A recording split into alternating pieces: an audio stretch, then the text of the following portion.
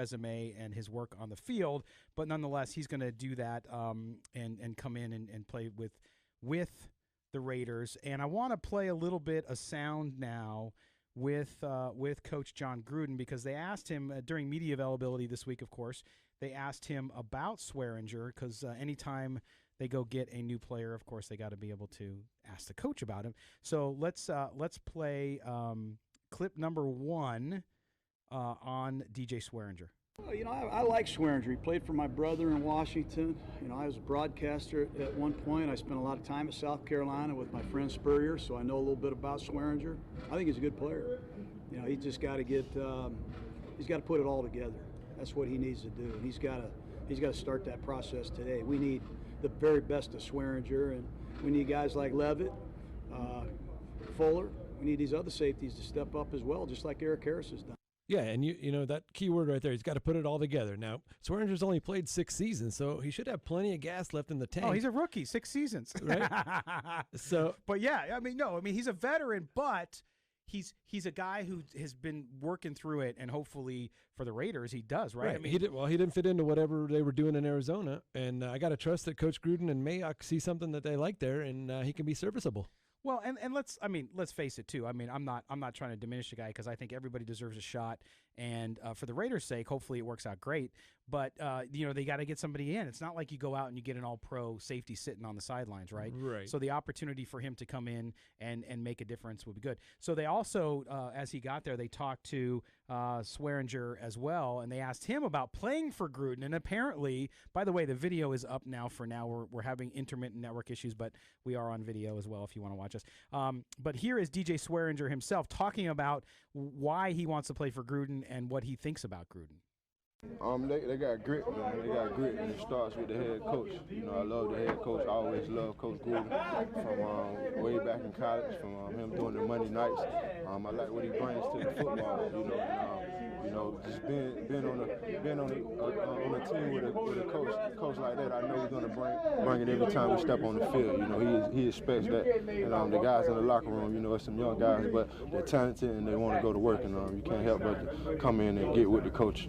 Did they interview him at a nightclub, or what's going on there? Yeah, the screams you heard was our producer and engineer Mark Bonilla, who was he was definitely at the nightclub that night. I remember seeing Mark out there. In our ears during that sound, as you guys were hearing the sound, we were hearing him scream at us, going, "What the heck is going on here?"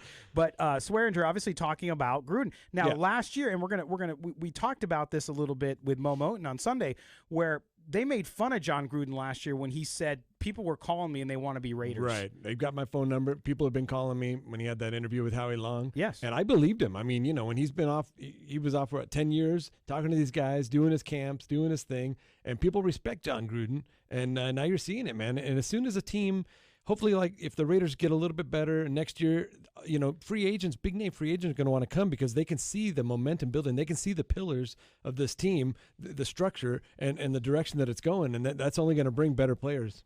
No, you're right. And to me, that's the thing, right? Is these guys, you sometimes, and the Raiders at 5-4, let's face it, this is a huge credit to the coaching staff, in my view. Absolutely. Because they're coaching guys up. And not only that, they've been beset by injuries. They've had the suspension to Burfict. So you look at the coaching job that's been done here. I think it's one of the best stories that's not being told. Of course, the focus on the team is fine with me too. This newfound appreciation for the Raiders suddenly. Right. But this is about a coaching staff and an organization sticking to their plan to build the team they want to do, the way they want to do it, I should say. Right. And not giving in and coaching up guys that need coaching up. And that's where this really, I think the rubber meets the road, and you're starting to see that stuff pay off. And I know it's not as fast as fans want it sometimes, and certain players, and we're going to talk about this with Coach later, and that is just the fact that, look, sometimes things take time. Right. You can't be impatient when you're trying to build a winner. But listen, Gruden, I love the mentality that Coach Gruden brings. I love that he's never satisfied with good. He wants to be great. And, he's always got that message. And it's starting to sink in with these guys. No, it is.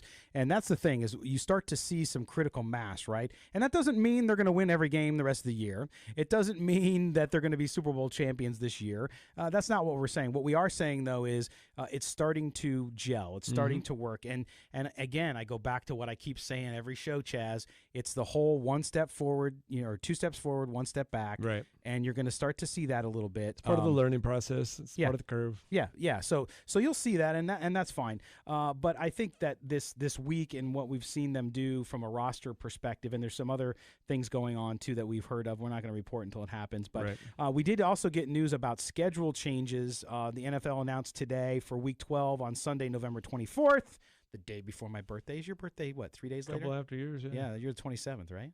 29th. Sorry, 4 days after.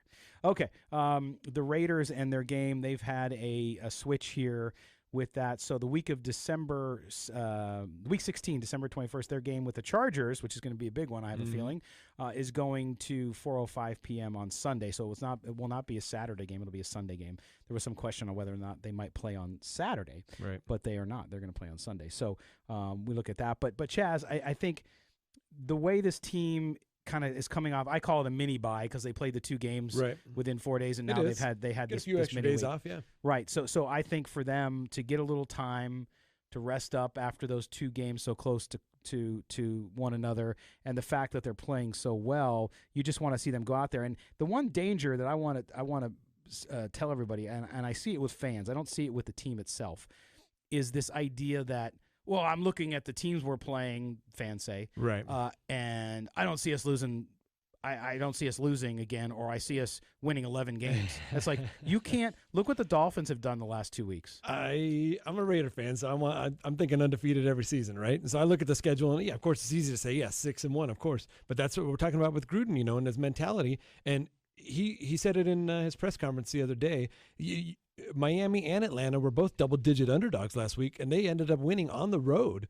And so he's going to keep these guys sharp. He's going to keep them focused because he knows that even though the Bengals might be down, they might have a new quarterback. He knows that any given Sunday, any NFL team can get up. You can't overlook any NFL team on any Sunday. No, and we're seeing I'm seeing some folks chatting on our YouTube channel now as they watch our video feed, and it's the same thing. I think most fans see that. We mentioned on the show, we got some feedback on Sunday. I said, hey, look, best case scenario 9-7. I said, and I'm just trying to be completely objective. No, and somebody saying, no, best case scenario is we're 12-4. I'm like, so you're going to win out win them all. Now it could happen. It could happen. It could happen. I'm not saying it won't happen. I'm just saying the probability, and I think managing expectations is a big part of that. So we'll have to see. But man, it's crazy. And what I want to do, Chaz, when we get back from this break coming up here pretty shortly, is I want to talk through the rest of that schedule and look at it, because Coach Gruden talked about it too during his weekly press conference, or I should say his media availability this week. Right. And he mentioned, hey, or he was asked a question about all this new attention on you and all this kind of stuff. So we're going to talk about that. And then, of course, coming up at the bottom of the hour, I should say the top of the hour, is Coach Buckner, who's going to be here and tell us about the progress on the offensive line, which I've been very, very impressed with the last few weeks as they continue to move. All right, we're going to step aside. You're listening to the Silver and Black Tonight. Don't go anywhere.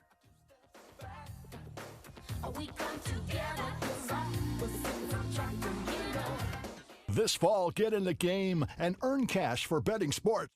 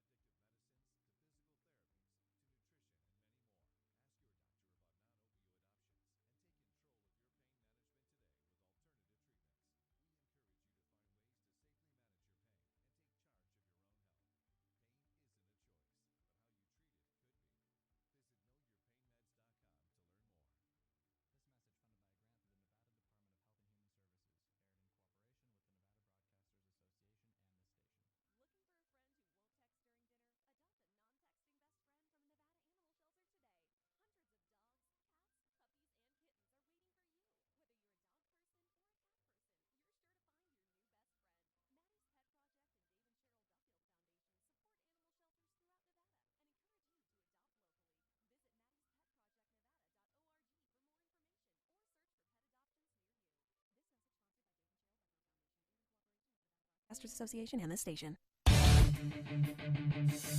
CBS Sports Radio. Raider Nation rallies with us. This is Silver and Black Tonight on CBS Sports Radio 1140. Nighttime is the right time to talk a little Raiders football here on the Silver and Black Tonight. Of course, we do it on Sundays too from 8 to 10 a.m. Silver and Black today. Today? When the daylight, yes, that's you. When the daylight is bright. I'm getting a little groove going here, man. I love this. This is good. The energy at night's so much different, huh, Chad? It sure is. I like it. It's Las Vegas. We like the I'm the nighttime. I'm a vampire. So we like the nighttime. Yeah, okay, definitely. Okay. That's all right. All right, we're back talking about Raiders football. And Chaz, what I want to do in this segment is talk about the Raiders' remaining schedule, of course, but also the remaining schedule of those in the AFC West. Of course, as you guys all know, the Raiders just a half game out of the division lead. Man, puts a big smile on my face. I'll tell you what. The Chefs lost again. We have Great googly moogly. Thank for that one. Right? So they lost to Tennessee, and so a half game out. Who would have thought? Right. I mean, really, who would have thought? I know there's fans, there's Raider Nation out there, and they're going to ping us right now on social media, I'm sure, that say, I told you they'd be 14-2, which they're not going to be now, or 12-4, whatever. But nonetheless, this team continues to roll. Now, the Raiders suddenly, there's a lot of people that the so-called kids would call haters. Wow. Those kids. The haters out there, they called them haters because they were saying the Raiders weren't going to be very good. They were going to lose this, and John Gruden had lost it, and blah, blah, blah. Well, they've changed their tune this week. Oh, good. Suddenly, the narrative has been, man, this team has really turned it around. This team is on the right track. Yeah. John Gruden knows what he's doing. It's unbelievable, right? A lot of Captain Obvious out there. Yes, a lot of Captain Obvious. So that's been part of the narrative. So they've been getting a lot of positive attention for once. Mm-hmm. So they asked Coach Gruden about that, and here's what he had to say. I doubt it. I really doubt it. I don't feel like we can respond to any of that stuff. I just watched the Falcons go to New Orleans and beat them bad. I think Miami goes on the road, beats Indianapolis. No one really suspected that would happen. I try not to listen to the talk shows. I was part of that for 9 years. I turn the sound down. We're going to get what we deserve. We got a long way to go and a lot of things to overcome. And I know Cincinnati. I know those players. I know those coaches. 2 of them were on my staff last year. We're going to get their best shot. And we better be ready to go or else. Yeah, and, Mo Moten talked about it on the show on Sunday about, hopefully the Raiders players aren't listening to the chatter and they're starting to get a little ahead of themselves. You don't want to put the cart before the horse or whatever all that stuff means. But, I even said it coming back from that first home game after 6 weeks on the road. It was going to be a letdown. I just had a funny feeling about it. And Coach Gruden, he's kept them focused. And for a young team like that, that's an impressive job he's doing. And he's done it, and his coaches have done it. If you look at the position coaches, of course, we're going to talk to one here shortly. Mm-hmm. But that, to me, that's the bigger story is, and I see a lot of people saying over on YouTube right now that, he'll keep them focused. Yes, I'm not saying the coaches aren't going to do what they're supposed to do. Right. But sometimes it can get away from you. I don't think the Raiders are at that point, actually. I mean, they've won these 2 games in a row now at home, and they got 1 more at home. But they really need to go out, and to get that momentum, I believe you need, Chaz, to become a playoff team. Right. It can't stop. No. The intensity has to go up. And it will. I was talking about it after the 2 losses in Green Bay and Texans, that the players still had that positive mentality as well. They were still like, bring us the next week. We're ready for next week already. We're going to bring it next week. We're not going to have a letdown. We had a mistake here. We had a mistake there. It's not going to happen next week. Let's get it on. And so it's permeating with the players as well. They're getting the coach's message. Yeah, they are, and I think that's an important piece. And you know what? Keeping a team together and coaching a young team, like you said, is very difficult. It takes a special breed, and obviously he's built a staff to be able to do that. Okay, so let's look at the schedule. I want to look at we know the Raiders coming up, Cincinnati, and then, of course, they go to New York to take on the Jets. Yep. So you're talking about a team with 1 win and a team with no wins. But the schedule got easier, okay? But I want to look at the schedules for the other teams in the division because I think you look at the Chiefs' schedule gets a lot more difficult. Right. Of course, they have to go to Mexico City this week, Chaz, and play Los Chargers. Yeah, and Los Chargers home game. Yeah, home which game. I don't think it will be. It'll be it'll be all red in the stands down there. It probably will be. But they also, that's a must-win game for both teams, I think. I mean, the Chargers is a must-win. The Chiefs, not so much. I mean, the Chiefs need to win because they've lost 4 or 5. Right. So that's a big deal. Then the Chiefs get a bye. Then they play the Raiders on December 1st. We're gonna have some news about where we're gonna be for that game. Yes. And then they go to New England. So I'm hoping maybe, there's a big thing with look-ahead games. So maybe the Chiefs are looking ahead to New England and they kind of look past the Raiders. I know it won't happen because it's Bill Belichick. Raiders. It's no, Andy Reid. I'm saying he's thinking about Bill Belichick. Exactly. He wants to be Bill Belichick. So no, I think there is something to that. There might be something to it. There could be, although it's a home game against the Raiders. Yeah, so they're always up for that, man. Yes. It started with Marty Schottenheimer. He used to have those Chiefs up big time, and it hasn't stopped since. Well, and let's face it, Arrowhead has been a house of horrors for the Raiders. I've been there for a couple games. It's especially, not fun. especially over the last short period of time. It's been horrendous for this team. So, but this is a different team. It's a different mentality. So we go. So the Patriots, then they play the Broncos, then at the Bears, and then they have to play the Chargers again. Right. So they have down the stretch those 4 division games. Okay, so best case scenario, the Chiefs go 5-1. It's gonna be hard for them to go 5-1. Well, I mean, not really. They beat the Chargers, and then the Rolling Stones. That's called a break, my man. All right, we're gonna head out. We'll be back with Coach Brenston Buckner right after the break here on Silver and Black Tonight.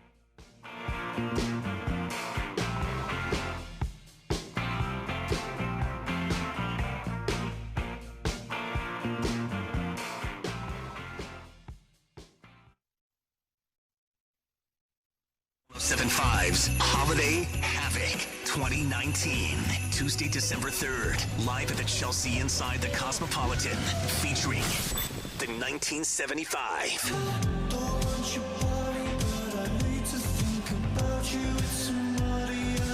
Judah and the Lion. White Reaper.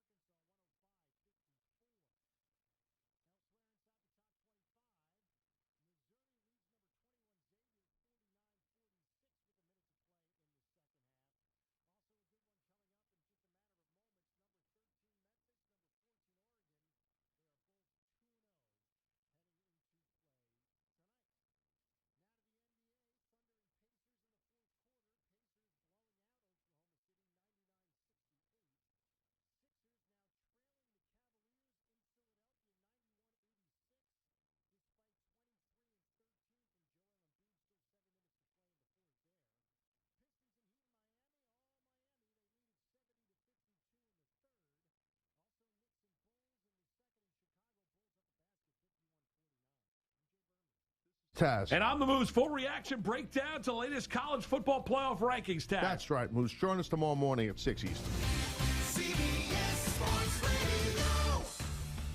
The only way you can take CBS Sports Radio 1140 with you is with the radio.com app. Download it today and listen to us anytime, anywhere. We've got your Raiders covered. Knock on wood if you're with me. This is Silver and Black Tonight on CBS Sports Radio 1140. And now, here's your host, Scott Gobranson.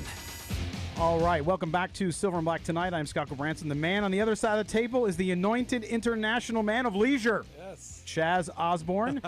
One of the great stories of the Raiders season thus far, in my book, has been the steady and apparent improvement of the young Raiders defensive line. Of course, it was on full display in the Raiders' big win this past week over the Chargers. And Chaz, one of my favorite parts of HBO's Hard Knocks was our next guest. Yes. Whose energy, positivity, his personality, they were just contagious. I mean, it was just crazy and exciting to watch every time he was on camera. He may disagree. We'll find out. But we go out on our Newsmaker line to Alameda and to the Raiders headquarters and welcome in defensive line coach Brentson Buckner. Coach Buckner, thanks for joining us here on Silver and Black Tonight. Hey, Buck. My pleasure. Thank you for having me. All right, so let's jump right in on this one. At times this year, you got a young group, right? And so there's been some. You probably tune it out because it's fan stuff, but people talking about the defensive line and sometimes the inability to rush the passer and those kind of struggles. But this unit, your unit, has steadily improved, and you get the sense, at least from the outside, we do, that this group is really starting to click. Talk about your squad's growth and sort of what, in your mind, is kind of driving that. Well, being young is one of them. Really a brand new group working well together.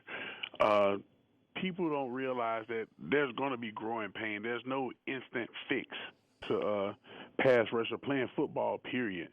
So, it's really a learning curve for these guys. You got guys like Cleve Max, Mo, Arden, PJ, guys are still learning the game, really learning themselves, not knowing what they don't know right now. And so it's just been a steady progress. It's just working hard.